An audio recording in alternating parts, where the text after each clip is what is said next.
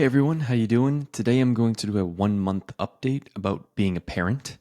I'm trying to get my wife to do this with me, but she's making up every excuse in the book, so hopefully I'll get to have her be on one of the videos in the near future. But for today, it's just me. The first thing I'm going to talk about is my attachment to him. Extremely lucky that I felt an attachment to him before he was even born.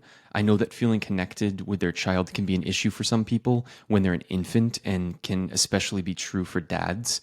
That being said, I think part of my attachment happened for specific reasons that other people can replicate. So I'll give you a few suggestions of how you can do the same thing. And suggestion number one would be finding out the gender and giving them a name very early on in the pregnancy.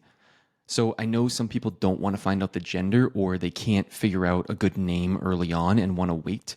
But I feel like being able to call him my boy and Nicholas for 5 or 6 months before he was born was really helpful psychologically for me to sort of visualize what he would look like. And that really increased my attachment to him. So then when he was born, he already felt like he had been my child for the last 6 months.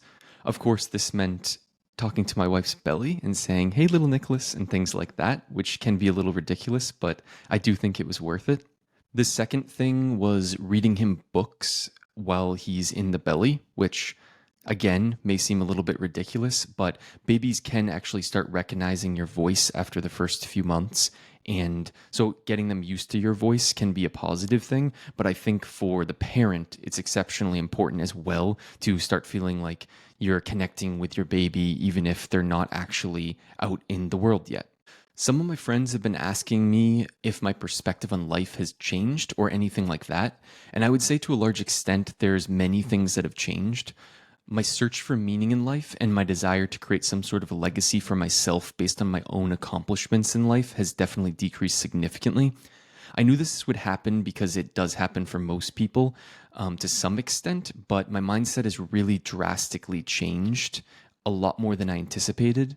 I never worried a ton about my own physical appearance, but it's probably less now than it was before, especially for something like a receding hairline. Not that I have one or notice, but I've always been someone that likes to be clean, smell nice, and be in good physical shape generally. And that has continued, thank God. So hopefully, I don't turn into the dad that completely lets himself go physically and health wise. However, I care a lot less about myself and have focused my conscious and subconscious attention and thoughts on my son.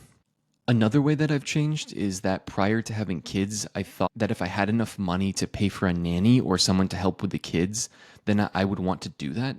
But after having my son, I really have zero interest in anyone else taking care of him except my wife and I and our family. I don't think everyone will have this sort of feeling of not wanting other people to care for their kids, but it is something to consider if you have not had children yet, and that views can change drastically after they're born. So if you assume something like daycare or a nanny will be a good option, then you might be surprised that you're repulsed by the idea of those things after having a child, and be aware that your partner could have these thoughts as well. So prepare for the person after 1 or 2 months insisting that they either not go back to work or maybe move back with their family. We currently live in Massachusetts, so we both have some time off that's subsidized by the government.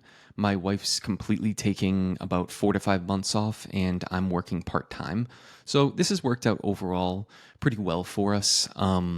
She's not the best at waking up at night, especially after she's only been sleeping for a couple of hours. So on the nights that I'm working, it can be a little tough getting her up, and I have feared for my life a few times at 2 in the morning, kind of joking, as I'm waking her up and telling her that she's the one that needs to take care of him.